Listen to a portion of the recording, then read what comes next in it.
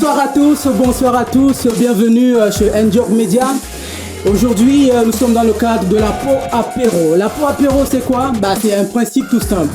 C'est comme chez vous à la maison, lorsqu'on fait un apéritif, on discute, on parle actualité, on parle politique, on parle surtout en ce moment des présidentielles. La Pau Apéro, durant cette émission, nous allons parler des candidats, de leur capitale confiance, de ce qu'ils représentent, sont-ils présidentiables? Est-ce que l'image de président qu'ils essaient de construire tient la route? Est-ce que mes invités de ce soir sont convaincus par leurs propositions et par tout ce qu'ils dégagent comme personnalité? Nous allons parler nous aurons une petite rubrique, un candidat, une proposition, d'où nous aborderons l'aspect économique de la campagne. On nous parle toujours de l'argent qui manque quand il faut faire des choses structurelles, l'argent qu'il y a quand il y a d'autres situations. Est-ce qu'il y a un manque d'argent? Est-ce que nos invités le sont? Et on va en parler ce soir avec vous. Pour commencer cette émission, permettez-moi de faire un tout petit tour de table. À ma gauche, je vous présente Frédéric Lisier, technicien de maintenance en voie de reconversion pour devenir une gestionnaire. Yes.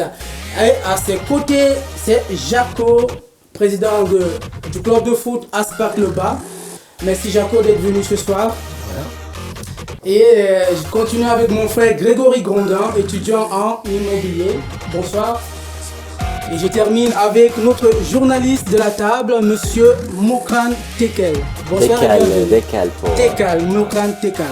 Écoutez monsieur, une fois que le tour de table est fait, on va pouvoir commencer les choses. J'ai une première question ce soir. Elle est toute simple. C'est un petit jeu. Si je vous dis 3 sur 10. Quelqu'un a une idée? Moi je sais parce que j'ai vu. Ah, t'as vu? Si t'as vu, j'ai vu des choses. Si t'as vu, on va laisser la parole aux autres. Jaco par exemple? Pas du tout. Pas du tout. Pas du tout. Rien? Non, ça me dit rien du tout. Moi personnellement, je parlerai pas de 3 sur 10, je dirais de 4 sur 10. C'était en 2017. Le taux d'abstention des Français était très très faible à ce moment-là. Donc il y avait 4 Français sur 10 qui ont voté. Voilà, donc ça me rappelle un peu l'année 2017. Yes.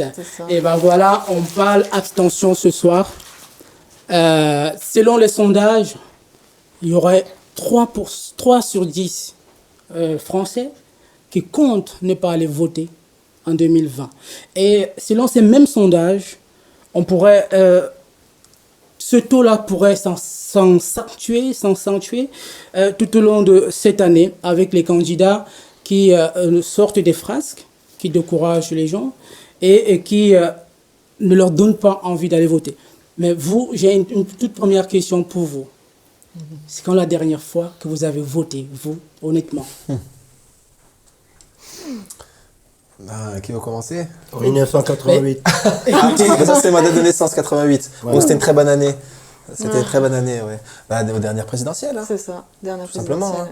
Donc vous êtes tous les réguliers du vote ici? Non, pas du tout. Et vous? Il a dit en 88. En 1988. Ouais. Ah, ça date. Ça fait 34 ans cette année, ça va faire. Hein. C'est ça. Waouh, qu'est-ce qui s'est passé? C'était parti à l'étranger, qu'est-ce qui est... Non. Non. Pas envie. Non, pas envie. Découragement total. Non, ça donne pas envie de donner son avis, de toute façon ça change pas. Ouais. Mais ça donne pas envie de donner son avis. Vous pensez que votre avis n'est pas pris en compte ou... Tout à fait. Aujourd'hui, alors, l'avis des Français comme vous ne compte pas dans l'élection présidentielle. Exactement. Moi personnellement, je me pose la question aujourd'hui, parce qu'il y a une problématique très importante par rapport à l'abstention. Je dirais, est-ce que l'abstention est une défaillance citoyenne ou une expression démocratique? Parce que est-ce que les gens, de par leur abstention, ils veulent faire passer un message politique? Parce que, comme vient de le dire si bien d'ailleurs Jacob, excusez-moi, c'est que à force de voter et de voir rien venir, que ce soit municipal, que ce soit dans les élections des députés, que ce soit dans les élections au niveau des régionales ou départementales, et même au présidentiel, et c'est la plus importante bien sûr et tout, c'est que les gens à chaque fois qu'ils voient que les politiques jouent tout le temps avec leur vote. Les politiques, ça veut dire, voilà, ces politiques qu'on voit tout le temps comme étant des personnes qui tiennent des engagements lors des élections municipales ou autres, je ne sais pas, mais voilà, ils n'arrivent pas quand même à honorer leur engagement. À partir de là, c'est tout à fait normal qu'il y a ces défaillances, qu'il y a un petit peu ce... Donc, si si je vous comprends bien, excusez-moi de vous couper la parole, vous dites que les gens ne votent plus ou les gens ne s'intéressent plus au vote parce qu'il y a une défaillance politique en quelque sorte. C'est-à-dire une défaillance de l'offre politique ou une défaillance de la réalisation de l'offre politique. Moi, je suis pas trop d'accord avec ça parce que dans les élections, il y a beaucoup de personnes qui sont allées voter pour Madame Le Pen Oui. en voulant faire comprendre qu'ils veulent du changement. Et au dernier moment, le changement qu'ils ont voté au premier tour leur a fait peur. Ils n'ont Ok. pas osé le faire. Et ils n'ont pas osé le faire au deuxième tour. C'est là qu'il y a eu beaucoup de désistements. Ouais.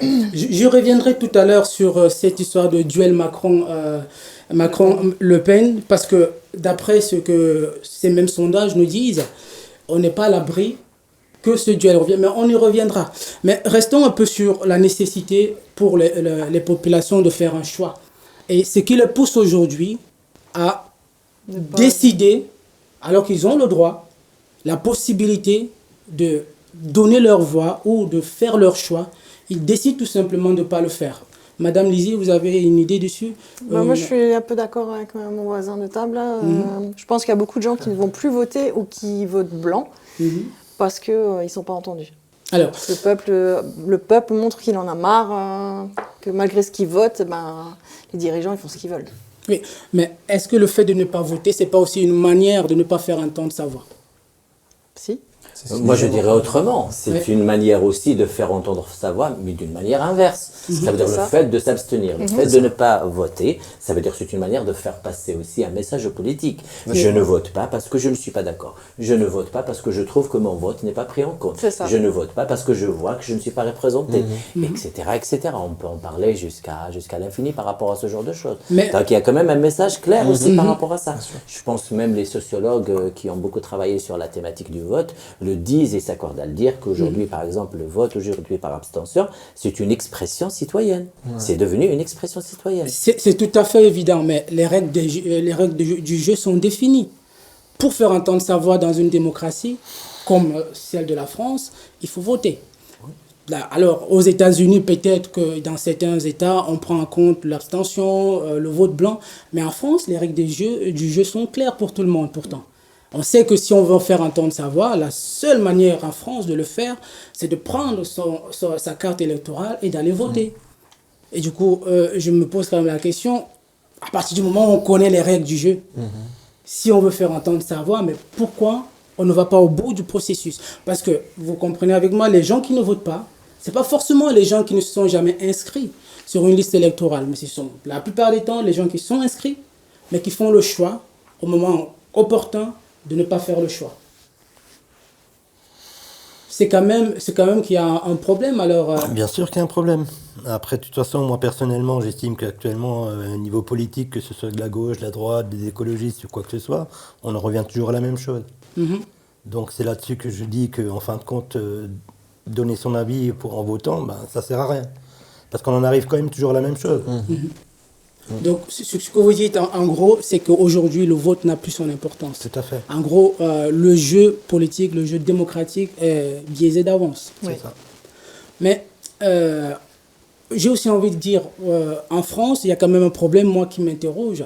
Les gens disent, oui, le jeu démocratique est déjà piégé. Pourquoi on vote toujours les mêmes partis? Pourquoi on vote toujours les mêmes candidats? Vous voulez répondre dessus? Oui, après c'est vrai qu'aujourd'hui, par exemple, la représentation politique existante actuellement, elle est discutable. Mais après, voilà, comme tu l'as assez bien dit, c'est que le jeu politique, il est fait comme tel. La loi électorale, elle est faite comme telle. Aujourd'hui, par exemple, si on veut vraiment jouer le jeu citoyen, il faut voter pour faire exprimer sa voix. Mais il se trouve que le citoyen ne se reconnaît plus dans ce jeu.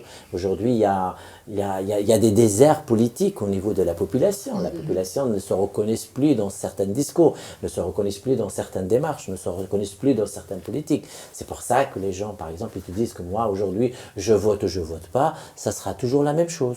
Donc, autant ne pas voter. Donc, il y a des fois, il y a même des personnes qui vont même jusqu'à l'extrême et te disent que pourquoi dépenser autant de milliards? Parce que vous savez très bien qu'une élection présidentielle, Ça coûte ça. municipale ou même législative, ça coûte énormément de l'argent et c'est l'argent des contribuables. Donc, il y a des gens, ils disent, écoutez, on ne joue pas avec l'argent des contribuables parce qu'on aurait pu construire des logements sociaux, on aurait pu faire des choses, etc., etc., au niveau de la société. Donc voilà, tout ça, ça interpelle un peu le simple citoyen parce que c'est pas seulement notre avis autant que personne ici autour de la table.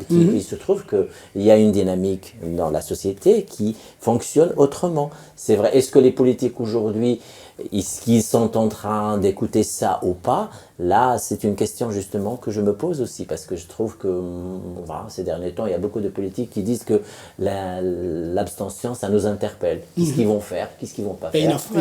Ils n'en font rien pour l'instant. Ils n'en font rien. On voit rien bouger parce que c'est pas la première année des élections où il y a cette abstention et pourtant ça bouge pas. Les dernières élections, ou même les avant-dernières élections, il y avait déjà ce taux d'abstention, voire peut-être même plus. Les élections municipales, moi je citerai juste celle-ci. J'y vais jamais. Il y avait quand même 60% des personnes qui n'ont pas voté. C'est Ben non, quand même c'est ça. énorme. Bon, après les élections présidentielles, ça mobilise plus quand même. Hein. Oui, je ça reste à mobilise dire plus, que quand mais même les ça mobilise municipales, plus. C'est connu que les élections municipales, les ça élections mobilise intermédiaires, moins, presque très Les peu de municipales qui viennent de Français. passer sont aussi un peu bouleversées par le Covid et ainsi de Oui, suite. il y avait Oui, la crise oui, sanitaire, oui, Mais celle d'avant même sans aussi, ça n'a Voilà. pas beaucoup C'est mobilisé. c'est quelque Oui, c'est chose. vrai que cette fois-ci, c'est vrai. Mais, Vous avez raison. mais là où je reviens un peu, les politiques, est-ce que ceci ne devient pas une stratégie aussi en tout cas pour les grands partis, de s'assurer que les gens qui seraient susceptibles de ne pas voter pour eux n'aillent pas voter, en faisant vraiment exprès de décourager les gens à aller voter? Vous en pensez quoi, vous? Ça peut être une stratégie, mais après, c'est une parmi tant d'autres. Parce que quand on voit par exemple la dernière phrase du président de la République, Emmanuel Macron, sur les non-vaccinés, peut-être on en parlera tout à l'heure, qui dit, je le cite, « J'ai envie d'emmerder les non-vaccinés ». Donc j'ai envie d'emmerder les Français non-vaccinés. Alors, ça veut dire que c'est une volonté de mettre certaines personnes en danger, mais on peut même le dire, vu que emmerder quelqu'un, on ne sait pas sur quelle mesure cela peut s'appliquer ou qu'est-ce qu'on peut mettre en place pour emmerder les gens. Est-ce que ce n'est pas une manière de décourager ces gens-là? On parle quand même de, à peu près, si on suit ce qui s'est dit, à peu près plus de 6 millions de citoyens français. Parce que là, on ne parle pas des migrants, on ne parle pas des gens qui ne sont pas répertoriés en tant que Français, on parle des Français.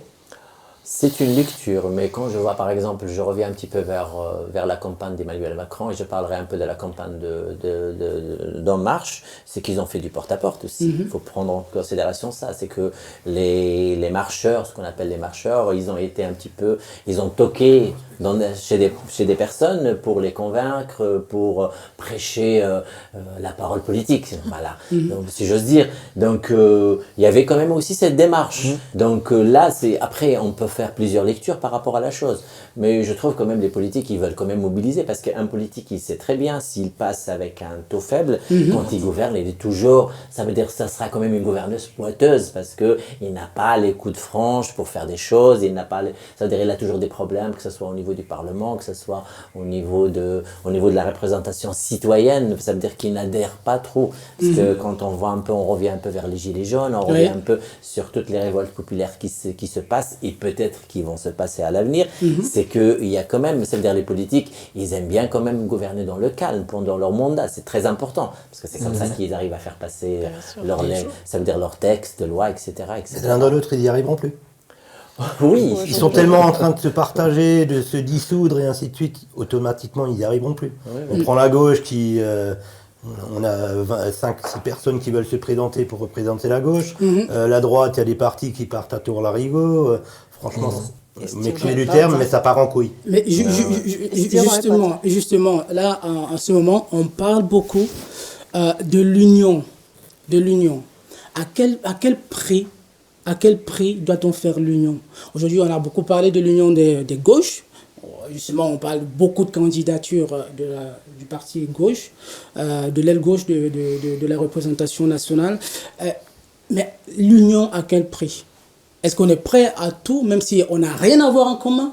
On doit quand même faire l'union pour essayer de passer. C'est ce que vous essayez de nous dire, Greg? Je pense que c'est la meilleure des stratégies de toute façon, puisque morcelé, si chacun est dans son camp, seul on va pas très loin, mais ensemble on peut être beaucoup plus fort. Donc pour moi, c'est la mauvaise stratégie. La gauche, ils ont une mauvaise stratégie, parce que chacun veut le pouvoir pour lui-même. Et c'est dommage, des primaires qui ont servi à rien qu'ils ont fait à Christiane Taubira, mais les autres de toute façon ils vont pas suivre derrière, donc c'est pas un vrai rassemblement. Faut être rassembleur, faut rassembler les Français, faut rassembler les gens. Et là ils sont chacun est de son côté, ils sont éloignés. Donc pour moi ils sont dispersés, ça a aucun sens en fait. Après nous on suit ça et voilà, bon voilà de notre point de vue là, de là où on se situe, on regarde ça avec ironie, ça fait rire quoi. On se dit waouh, c'est ça la politique française. Eh ben dis donc. Moi je me dis quand même quand on décide de faire l'union, pour que ça soit bénéfique pour le pays, il faut qu'on fasse une union vraie, que ce soit pas juste électoral en fait, et que ce soit vraiment ce que nous voulons mettre ensemble qui puisse porter cette union là. Mais aujourd'hui, on voit les partis qui disent exactement l'un le contraire de l'autre, ou les personnalités qui n'ont rien à voir ensemble. Mais on nous demande, et même quand j'entends, vous faites partie des civils, vous n'êtes pas des politiques, mais vous plébiscitez cette union-là. Au prix de quoi, en fait? Moi, j'ai envie de poser cette question. Patrick, c'est très difficile de parler d'une union, par exemple, surtout quand on parle de la gauche. Je pense que on peut parler de la gauche, on peut parler de la droite aussi. Oui, c'est pas que la gauche qui a plusieurs candidats. On a pris l'exemple de la gauche. La dernière personne qui a réussi l'union au niveau de la gauche, c'était François Mitterrand. Depuis François Mitterrand, ça n'a pas à se faire. Pourquoi? Parce que depuis l'avènement de Hollande, on parle, tous les analystes s'accordent à dire que ça veut dire il y a une droitisation de la gauche. Et c'est parti parce qu'ils ont repris les répertoires des revendications de la droite, ils ont repris pas mal de revendications. C'est pour ça que la gauche un petit peu s'est effritée. Aujourd'hui, par exemple, on voit Taubira, on voit Hidalgo, on voit Mélenchon, chacun fait cavalier seul. Ils ne veulent plus s'unir, ils ne veulent pas parler d'union justement. Parce que Hidalgo, par exemple, quand elle a vu Taubira, elle était quand même scandalisée. Elle disait que c'est pas normal que cette femme vienne en dernière minute pour se positionner dans une élection, alors qu'une élection, ça devrait se préparer une année auparavant, etc. Oui, mais à ce compte-là, on ne se met pas une image de gauche. Je veux dire, la gauche, ça doit être un ça doit être un groupe. La droite, c'est un groupe. Mais là, ça part dans tous les sens, quoi. Donc à ce compte-là, ils n'ont qu'à nous dire leurs convictions, ce qu'ils veulent faire exactement, mais pas nous dire on est de la gauche. Pour récupérer des gens qui, soi-disant, ça ne dresse pas une bonne image aussi. Aujourd'hui, je vais aller encore plus loin. C'est que beaucoup aussi d'analystes s'accordent à dire, par exemple, Pécresse, Macron, ça se rapproche énormément sur pas mal de choses aujourd'hui. Mais est-ce qu'aujourd'hui, on peut encore parler du bipartisme français? Est-ce que la gauche, ça veut dire encore dire quelque chose aujourd'hui? Est-ce que la droite, quand on voit que par rapport à une proposition à une autre, un candidat peut à la fois proposer quelque chose qu'on peut considérer comme de droite. Mokrane a très bien dit avant que la gauche a été droitisée, donc on ne peut plus dire qu'il y a de la droite ou de la gauche. Non, c'est chacun pour ça. Voilà, actuellement, moi, tout ce que je dirais, c'est que... Alors, quand on parle de droite, on se rapproche plus du nationalisme et tout ce qui peut aller avec, donc plus de l'extrême, et on parle de gauche, on parle plutôt de quelque chose un peu plus modéré. Cette droitisation de la France, jusqu'où? La France est prête à accepter des discours de haine et une France qui devient de plus en plus à droite. Il n'y a pas que la haine. Dans la droitisation, il n'y a pas que la haine. Oui. Il y a beaucoup de finances aussi.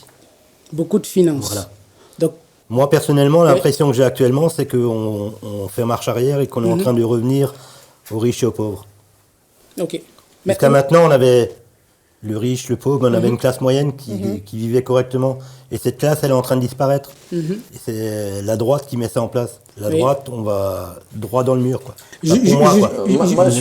Justement, excusez-moi, pour rebondir à ce qu'il dit tout à l'heure, j'avais un résultat d'un rapport tout à l'heure qui disait c'est dans les lieux où les gens travaillent le moins, où le niveau de vie est plus bas, où on peut dire aussi niveau de vie, difficulté de vie est plus bas, que les gens votent le moins. C'est-à-dire les jeunes, les plus âgés, et ceux qui travaillent, les ouvriers, et ceux qui sont sans emploi ou sans diplôme. Ce sont ces gens-là qui votent le moins. Est-ce que le vote, c'est quelque chose de riche, alors, finalement? Est-ce que voter devient un luxe de riche pour s'élire leurs représentants? Non, mais je dirais que le riche actuellement, comme il voit qu'il commence à venir au pouvoir et qu'il pourrait avoir plus, il va courir pour les voter pour être sûr d'avoir ce qu'il voudra. Okay. En sachant que la gauche les socialistes sont en train de se foutre en l'air, la droite elle prend la main et automatiquement ça va que être bénéfique pour eux. Donc finalement les riches ils sont donc intelligents. Non, j'ai pas dit ça. J'ai pas dit ça. Mais oui, puisqu'ils votent, car ils savent ce qu'ils veulent. Oui. Est-ce que les autres populations de France, ce que vous dites, ne savent pas ce qu'ils veulent? Ils savent ce qu'ils veulent, mais ils font pas le choix. Ils sont négatifs. Ils savent très bien qu'ils n'auront pas ce qu'ils voudront. Mais est-ce qu'il y a C'est même pas, ils savent ce qu'ils veulent, mais ils l'auront pas parce qu'ils n'ont pas les moyens d'avoir. Un pauvre, quelqu'un qui est dans une situation précaire qui va pas voter parce qu'il en a marre de pas être entendu.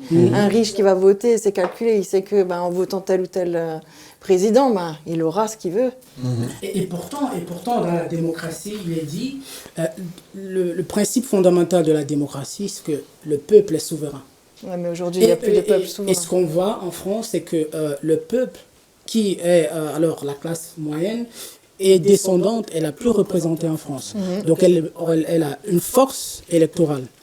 Pourquoi nous sommes quand tu fais un référendum et que tu vois bien que le peuple et que sa voix elle est pas prise en compte, tu te dis il y a un problème, tu vois, à quoi ça sert encore, tu vois, il y a plus de démocratie, enfin il y a plus de démocratie si, mais je veux dire la voix du peuple elle est pas vraiment prise en compte, tu vois, la majorité n'est pas forcément tu vois, prise en compte. Ça me permet justement de venir sur ma deuxième question, c'est est-ce que nous sommes encore dans une démocratie en France? Franchement, je crois que non. Je pense que la démocratie, c'est une construction de tous les jours, c'est une construction continuelle. La démocratie recule quand il y a des problèmes économiques, quand il y a des crises.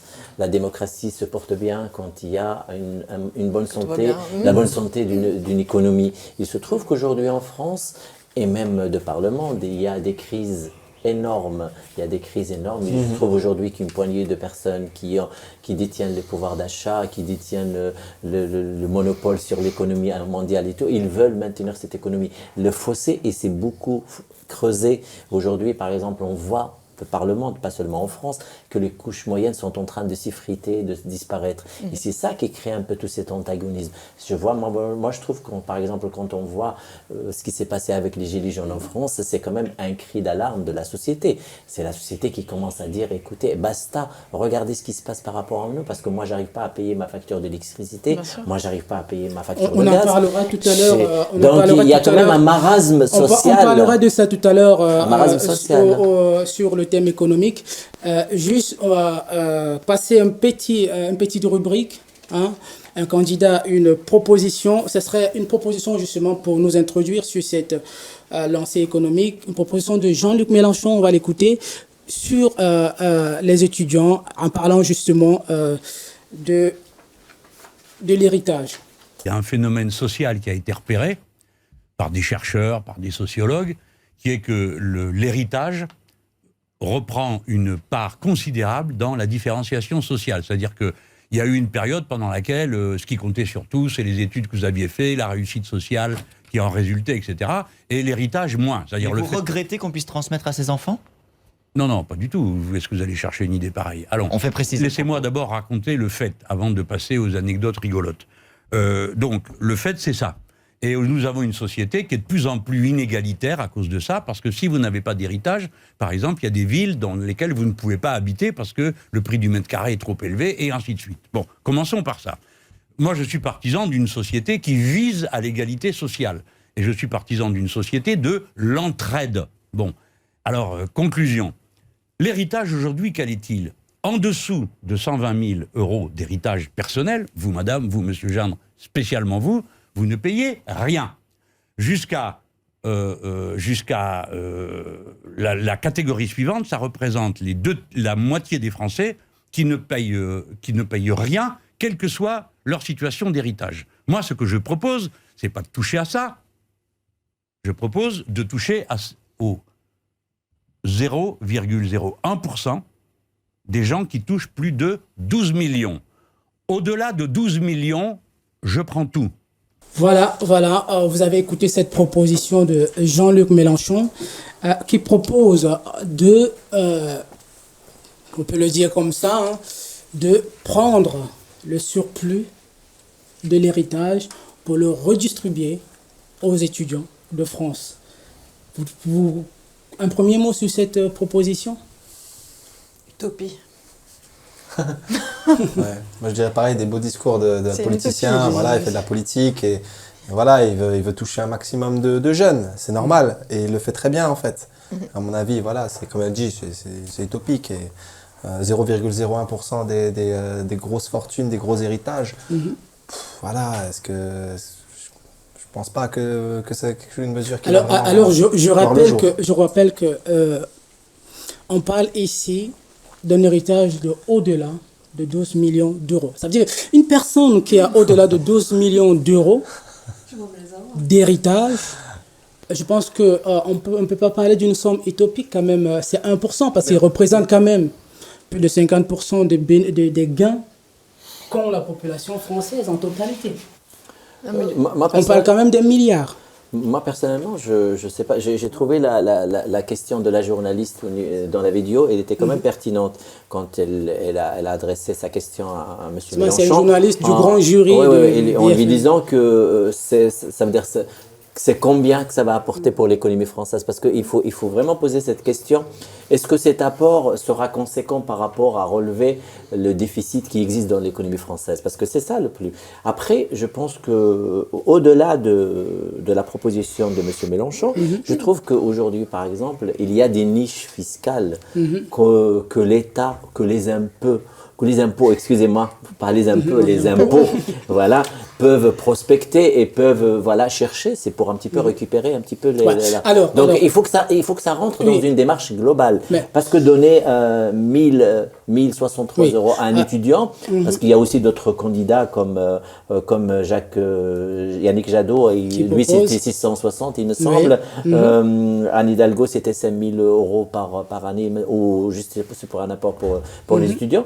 Moi je trouve qu'il faut que ça rentre dans une démarche globale, il faut qu'on sache un petit peu cet argent, comment elle peut être récupérée, comment il peut être aussi bénéfique pour l'économie et pour le français en général. C'est ça qui est important. Alors ici, on parle justement d'un héritage qui est perçu par l'État.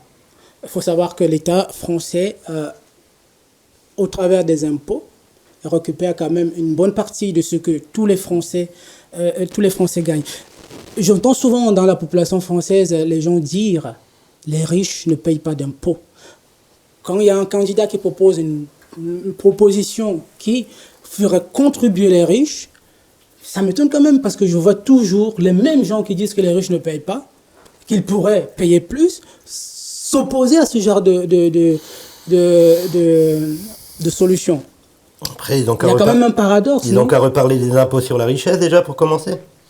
Oui, mais attends. Et après, moi, je prône toujours, il faut toujours se dire aussi qu'un jour, tu pourras peut-être être à leur place.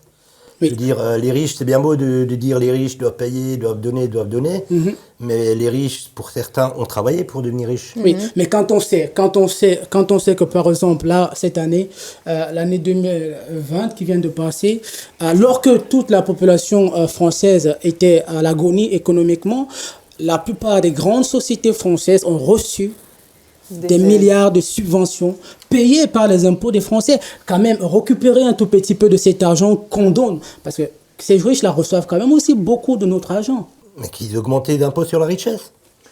Oui. Mais pas sur l'héritage. C'est une voie. Après, je pense que le riche aussi, il est important dans une économie nationale, dans une économie même mondiale. Je trouve excusez-moi de vous couper. Oui. Quelqu'un qui a 12 milliards, ça ne devient pas un pauvre du jour au lendemain. On le laisse quand même encore 12 millions. Mais moi, Patrick, je ne vais pas y aller dans ces exceptions. Parce que, vous savez, la politique, elle est gérée par une démarche globale et une démarche qui est visionnaire, qui par rapport à une démarche stratégique. C'est que quand on enlève aux riches pour donner aux pauvres, moi je trouve que ça ne peut pas se faire comme ça. Est-ce que ce n'est pas une forme de redistribution? Pourquoi ne pas créer des dynamiques de mettre un petit peu tout l'argent, ça veut dire qu'il gagne des riches, pour le réinvestir pour la création de l'emploi, pour la création de richesses, mais- pour améliorer les mais- conditions de mais vie. justement. Parce que je trouve qu'aujourd'hui, par exemple, quand je vois tous les chômeurs qui existent sur le terrain, Mhm. le fait, par exemple, de voir qu'il y ait, par exemple, qu'il y ait une réindustrialisation, ça veut dire sur le Mais terrain, ça pourra investir apporter beaucoup d'apports aux citoyens français en général. Investir sur les jeunes. Investir sur les jeunes qui représentent l'avenir de ce pays, n'est-ce pas une forme d'investissement qu'on devrait surtout investir sur l'étude? Je vous rappelle quand même que la France est un pays qui ne regorge pas de matières premières particulières.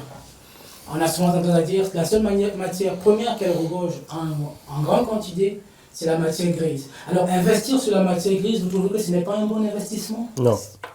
Non? Non, moi personnellement, j'ai été jeune, je me suis fait moi-même. J'ai jamais eu d'aide.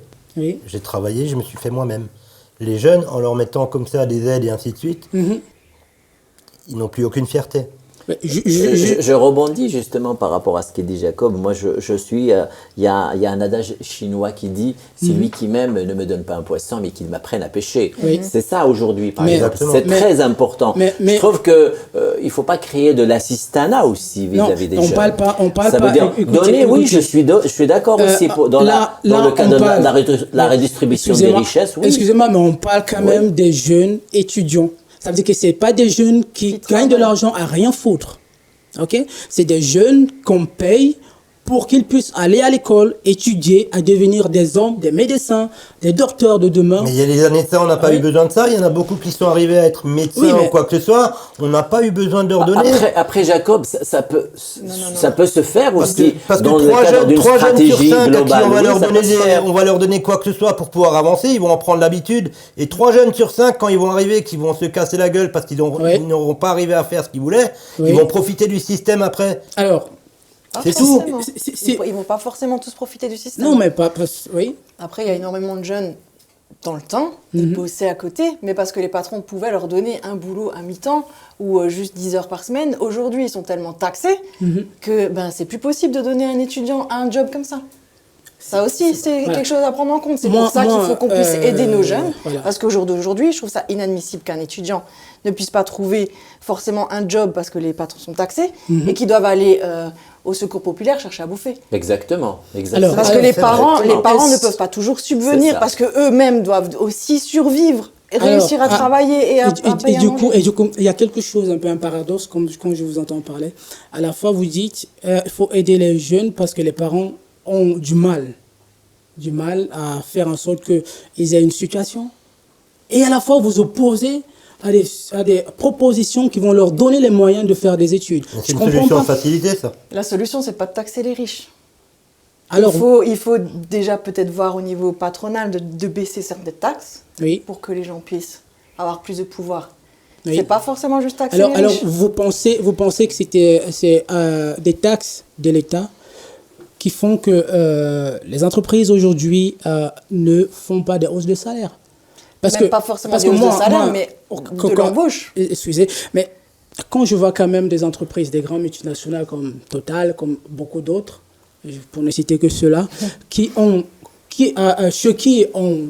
on indamise les grands dirigeants à hauteur de millions d'euros,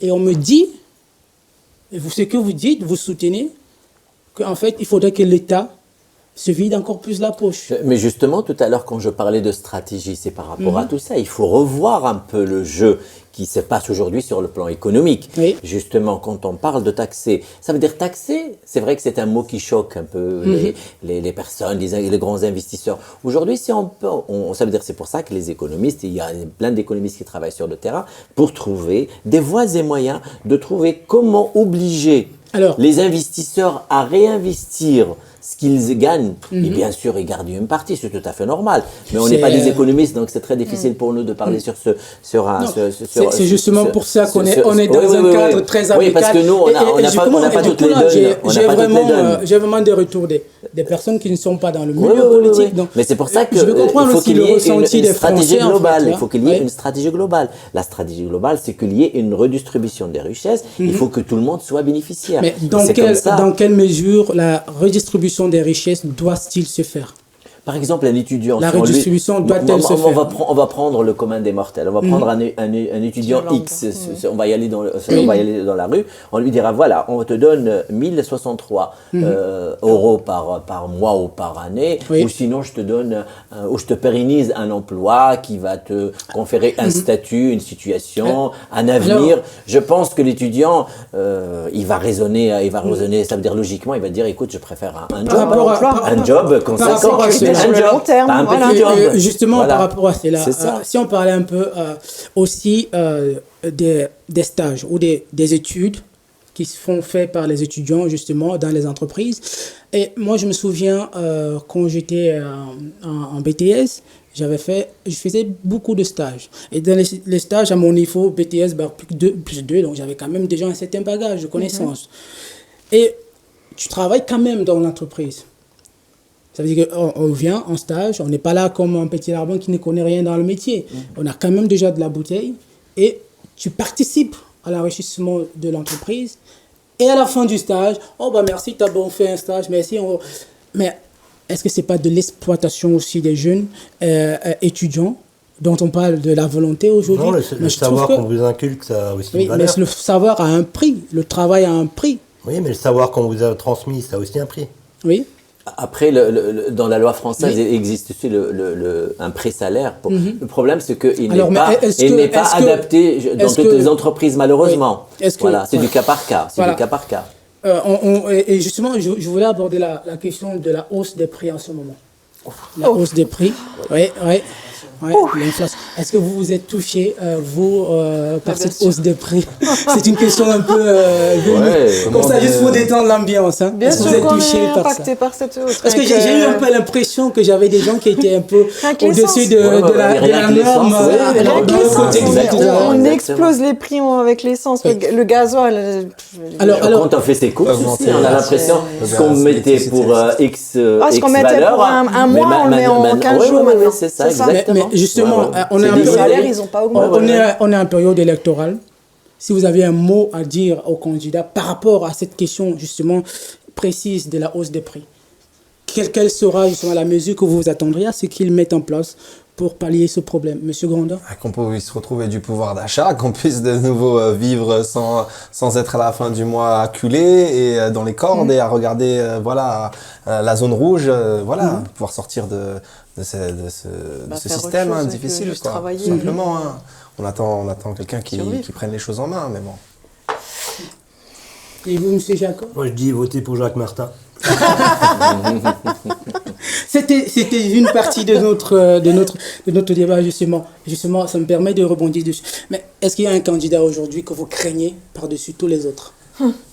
Individuellement, je veux une réponse de chacun. Argumentez, s'il vous plaît. Argumenter. Il n'y a pas besoin d'argumenter. Ça. Y a-t-il un candidat?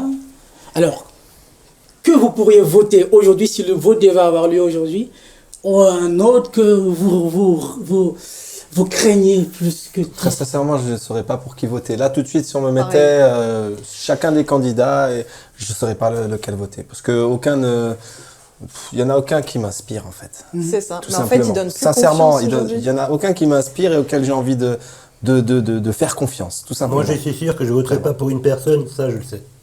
D'accord. il est Laquelle Pour Madame Le Pen. Ah, Vous m'excusez, mais elle est con comme un manche à balai. Ah ouais, mais bon, il y en a d'autres. Hein.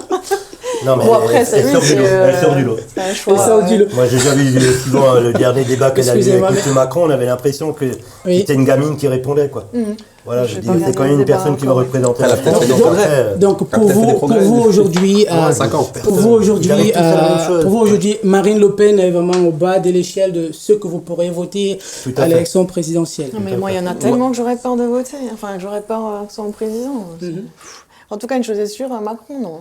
Alors Macron, justement, Alors ça, une chose claire et parlons-en, nette, c'est il bien n'est pas pour lui que je il n'est votais pas, là. il n'est pas président. Et enfin, il est président encore encore de la. candidat. Ouais, mais de la- il sera candidat, il n'est faut pas pas se encore leurrer. candidat.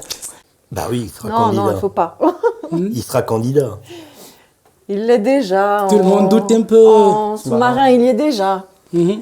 Mais bon. Mais est-ce que vous pensez que c'est fair play de jouer au président candidat ou au candidat président. C'est vraiment faire paix avec ses adversaires, aux stratégies politiques pour vous qui avez été journaliste politique. Macron, c'est un politique. Macron, c'est un président déjà en exercice. Donc là, il est en train de jouer sa carte à fond. Il a le droit. La Constitution lui confère ce droit de rester jusqu'à la dernière minute pour se déclarer candidat. Il se trouve aussi qu'il a trouvé un stratagème qui est l'un des meilleurs, c'était le Covid. Oui. Donc il te dit que moi, je suis en train de gérer une épidémie qui est très importante. Il se trouve que le président de la République, il est là jusqu'au bout de son mandat. Donc jusqu'au dernier jour, ça veut dire que lui confère la Constitution, il va être président de tous les Français. Yes. Oui, mais même si... Bien sûr, il est en train de préparer de faire sa campagne.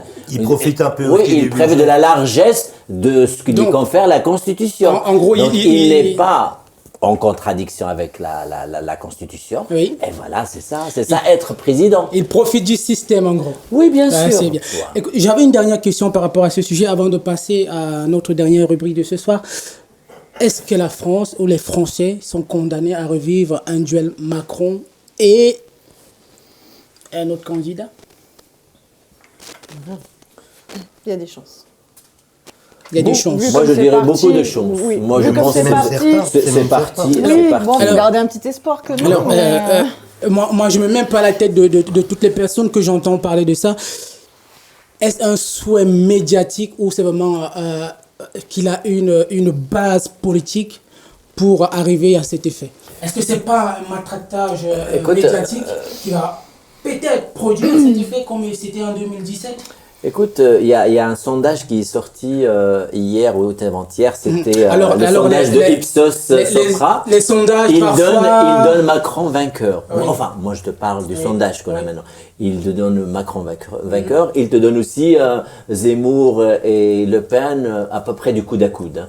Et bien sûr, il y aura Ouais, mais ça, Pécresse. c'est du bourrage de Voilà. crâne, ça, c'est du Voilà. bourrage de crâne, ça. Si Donc, on revient aux Moi, je États-Unis, crains. lors du vote de Trump, tout le monde disait Trump défaitiste. Je me souviens plus, mais il disait Trump, il ne pourra jamais passer, ce monsieur. il sera jamais Tous les président, sondages ouais. étaient Ouais, c'est vrai. unanimes Ouais, là-dessus. c'est sûr. Ouais. Est-ce que les sondages, c'est une base aujourd'hui Non, on sur peut plus lesquelles s'y peut fier. Pas fiable. se Non, fier on pour, peut plus. La fiabilité là-dedans. Pas à 100%, mais quand même à un grand pourcentage. Moi, un j'ai- grand J'ai pourcentage. quand même une question, je voudrais entendre votre avis là-dessus. Est-ce que les sondages aujourd'hui, parce qu'il y a certains candidats justement qui se révoltent contre, qui aimeraient qu'on interdise les sondages lors des élections, est-ce que ce n'est pas un lavage de cerveau? Exactement. C'est du trucage. Exactement, c'est du trucage. On en fait C'est, ce qu'on comme veut j'ai d'un dit avant, sondage, c'est hein. pour bourrer le crâne aux gens. C'est moi, pour je- leur donner leur idée, c'est tout. C'est ça. Ouais, pour Moi, donner je une idée, déjà, ne suis pas d'accord. Je ne suis pas d'accord parce que je trouve que le sondage, c'est un baromètre. L'interprétation du sondage, c'est là où il y a quand même pas mal de choses. Parce que vous savez, c'est comme si on a un outil, après on en fait ce qu'on veut avec. C'est comme Einstein quand il a trouvé Mais- sa formule magique. Oui, mais il y a quand- d'autres qui ont mais fait de la quand- bombe atomique, mais lui, mais- son intention, c'était Mais pas quand ça. c'est un Je outil, trouve que quand c'est un l'outil, outil, il est très important en lui-même. quand L'outil, il est très important. certains outils montrent leur défaillance, est-ce qu'on ne peut pas se poser la question à dire est-ce Je- que je cet dirais pas- outil moi, est je- encore j'en peux- nécessaire? moi, je vais pas Surtout employer- en période de on peut dire ça comme ça, de conflictualité. Moi, je entre candidats. n'employerais pas le mot défaillance, je dirais plutôt c'est l'interprétation. Il y a des interprétations fallacieuses, il y a des gens qui sont intelligents, qui sont bien placés, que ce sont des sociologues, ce sont des gens qui travaillent sur les statistiques, qui sont vraiment assez calés, Oui. donc ils en font des fois. On peut même, il y a certains même qui s'accordent à dire qu'il y a une orientation. Oui. Il y a une orientation vicieuse, ça veut dire par rapport à la lecture des voilà, c'est tout. Vite fait, une toute dernière question sur cette revue parce que c'est important ce qu'on dit. Moi, j'ai quand même, alors je serai un peu provocateur ce soir. Est-ce que les Français votent encore à leur âme et conscience, selon vous? Parce qu'on a quand même un matraquage médiatique qui est très souvent important dans les élections présidentielles. Et on sait qu'aujourd'hui, alors si on prend un peu le phénomène des réseaux sociaux, il y a beaucoup d'influenceurs. Est-ce que les Français votent-ils aujourd'hui encore à leur âme et conscience? Est-ce qu'il ne suffit pas en quelque sorte une influence médiatique qui, d'une manière un peu subtile, conduit leur vote? Parce que quand on nous dit, avant même les élections, que le jeu du premier tour, il est déjà fait, On peut quand même se poser des questions sur l'influence médiatique aujourd'hui par rapport aux Français. Mais c'est clair que l'influence, elle est là, hein, Il y en a automatiquement. Hein. Moi, je dis que c'est du bourrage de crâne parfait. Hein. Vous prenez, je change de sujet, mais on part sur le Covid, on va sur BFM, on nous embourbe plein la tête, les gens ils partent là-dessus, et c'est comme ça que la politique se fait pareil. Là, on nous dit, voilà, Macron va sortir, Macron va ci, Macron va ça, on ne parle que de Macron, tout le monde va avoir que Macron, et en fin de compte, ça va donner quoi? Macron. Ok.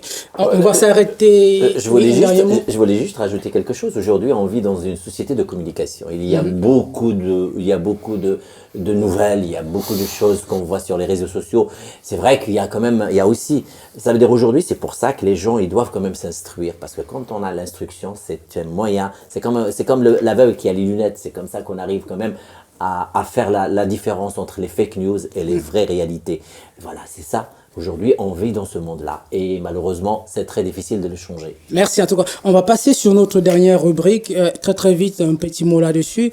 Notre rubrique, un candidat, une proposition. C'est une proposition de Éric Zemmour sur la sécurité des Français. On va l'écouter.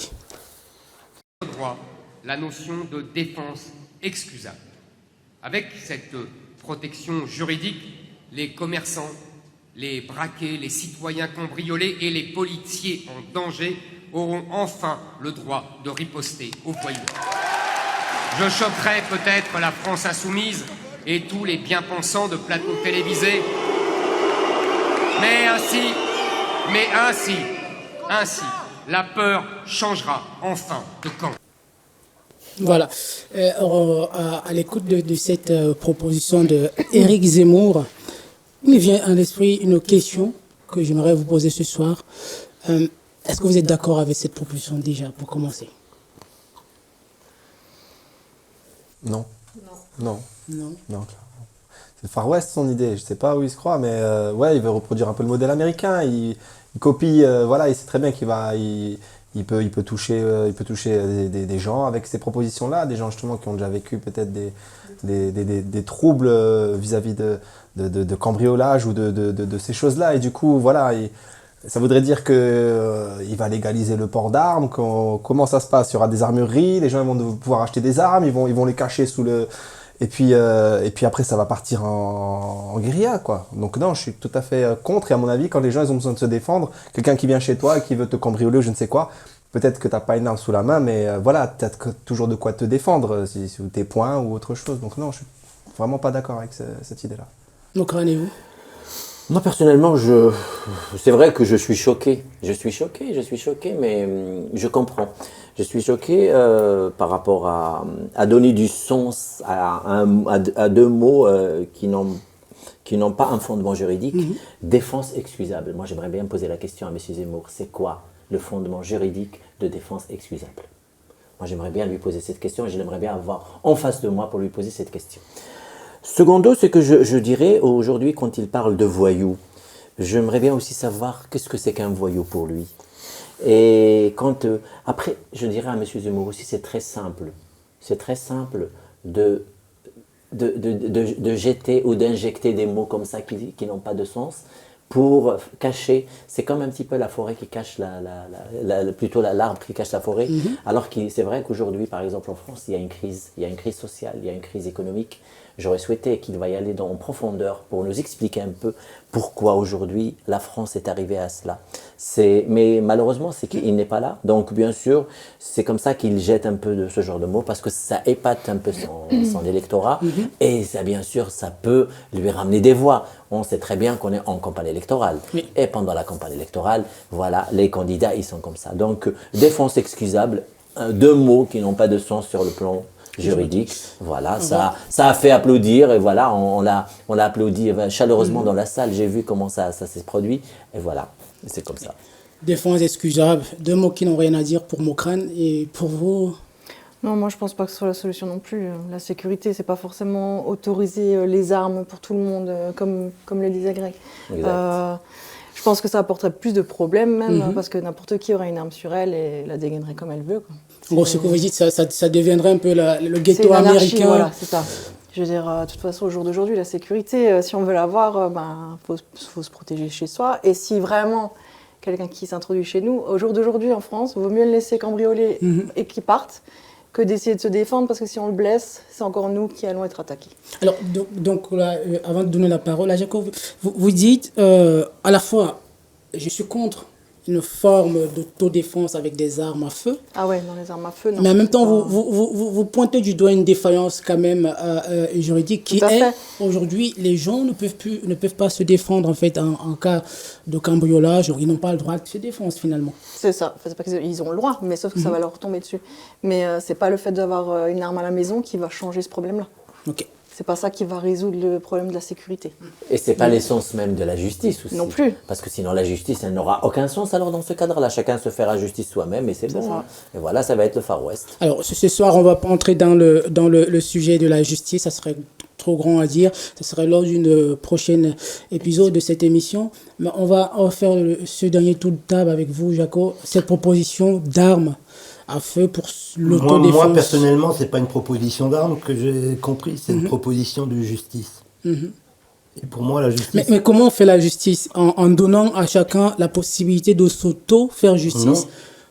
Non, mais il faut savoir qu'actuellement, un violeur ou un pédophile va payer moins cher qu'un gars qui a volé un bonbon, façon de parler, quoi. Donc, moi, je dis actuellement, la France, il y a des textes de loi, comme des textes de loi, même le code de la route, qui sont trop vieux et on devrait réadapter certaines choses. Parce que là, on voit que la petite mamie qui, par besoin, va aller voler un chou dans le supermarché, on va l'amener chez les flics, limite, elle va devoir aller en prison. Le gars qui est en excès de vitesse, on va le traiter d'assassin. Mais le pédophile qui est jugé, on va le prendre, on va lui proposer un truc psychologique, psychiatrique, et ainsi de suite, et il va être relâché. Donc c'est à ce niveau-là qu'il faudrait qu'on réadapte les choses. En gros, c'est que ce que vous dites aujourd'hui, c'est que vous avez l'impression que la justice prend beaucoup plus de temps pour des délits mineurs que pour vraiment des gros délits qui mériteraient et après, il faudrait qu'on revienne aussi aux bases, parce qu'aux bases, moi, étant jeune, je voyais arriver un gendarme, un policier ou quoi que ce soit, ça me faisait réfléchir. Oui. À la limite, je partais en courant. Actuellement, il y a un gendarme ou un policier qui arrive, les jeunes ils rigolent. Au contraire, ils vont vers eux. Ils leur font un check. Non, il n'y a plus de respect par rapport à ça. Donc automatiquement, l'autorité, il n'y a plus rien. Donc, qu'est-ce qu'on veut parler de loi ou quoi que ce soit? Il n'y a plus rien qui est faisable, tout part en cacahuète. Oui, je vois bien votre comparaison. Mais est-ce que autorité rime forcément avec crainte? Parce que c'est pas... C'est con à dire, mais il faut. Vous et moi, toi et moi, Jaco, nous sommes des amis. Oui. Je vous respecte. Oui. Je ne vous crains pas. Non. Est-ce qu'on doit forcément craindre l'autorité? Ça dépend quelle autorité. À un moment, il faut une autorité, justement, qui te fasse réfléchir et dire, attention, si je dépasse la borne, limite, il va être là pour faire ce qu'il faut. C'est de la pédagogie aussi, ça commence, je pense, tout petit aussi. Il faut, je pense, inculquer déjà. C'est pour ça que je disais avant, nous, étant jeunes, quand on voyait les forces de l'ordre, on respectait, on les craignait. Alors qu'actuellement, les jeunes ne craignent même plus les forces de l'ordre. Et en prenant de l'âge, automatiquement, ça va donner quoi? Oui. Ils ont aussi des mauvais exemples parfois.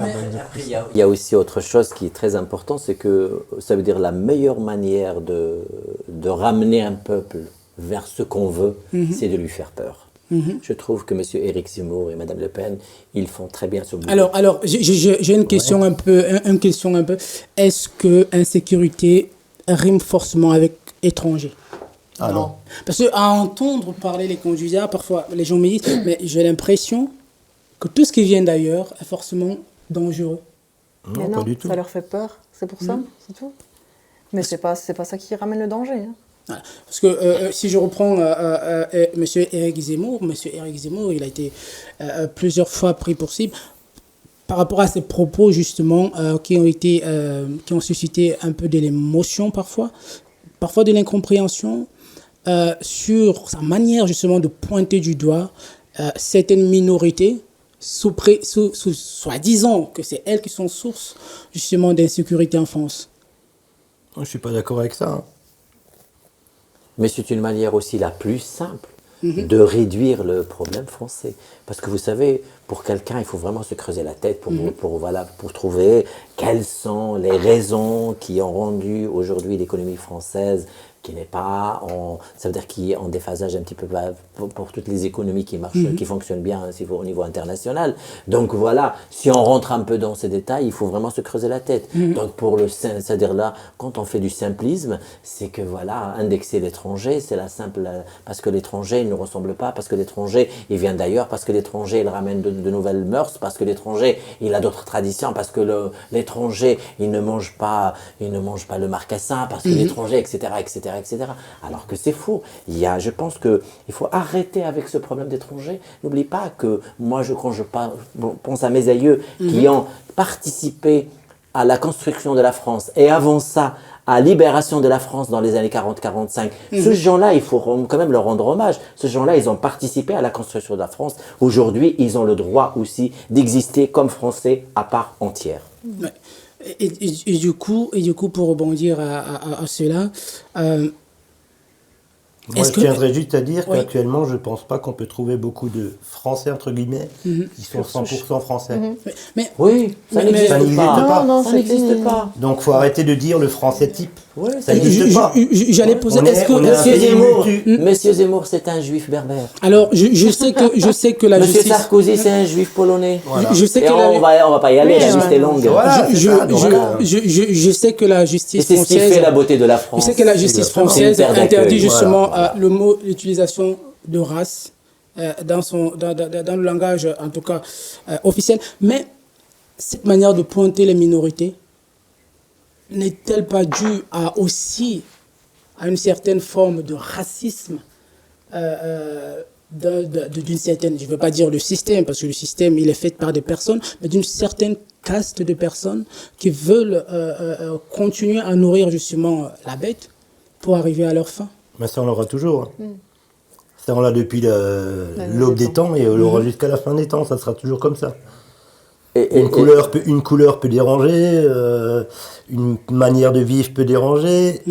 Automatiquement, il y aura toujours une classe qui sera plus basse qu'une autre. Voilà. Et ce genre de discours, c'est un raccourci aussi pour arriver au pouvoir. Hein. C'est vraiment le meilleur des raccourcis parce que c'est simple. On indique l'autre. Voilà, on fait peur par rapport à l'autre. Et toi, attention, parce que lui, il est de telle couleur ou d'une telle couleur, il fait peur. Non, mais c'est si le Français comprenait actuellement que en fait, tu peux être black, blanc, beurre. Dans la vie, pour moi, c'est tout simple. Ou tu es un emmerdeur ou tu es emmerdé. Yes. Moi, c'est comme ça que je vis, c'est tout. En tout cas, monsieur... Moi, je veux juste un dernier mot. Je veux dire que les civilisations ne sont jamais construites par une seule race. Si on parle de race, parce que moi j'aime pas trop ce mot aussi, ce sont, vous savez, les pharaons, s'ils ont construit leurs pyramides, c'est grâce à Babylone.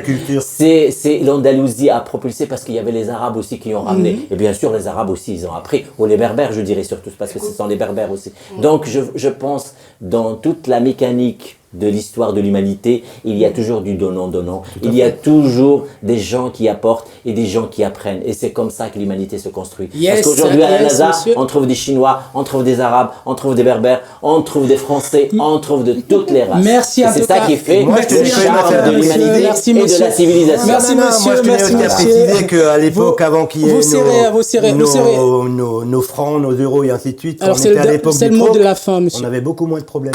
Ok, on va s'arrêter là-dessus ce soir. En tout cas, je vous remercie d'avoir répondu présent à ce débat. Et j'invite nos internautes, ceux qui nous suivent, à s'abonner sur nos chaînes N'Djok Média pour suivre cette émission La Peau Apéro. On revient bientôt pour une nouvelle émission. Merci à vous. Au revoir.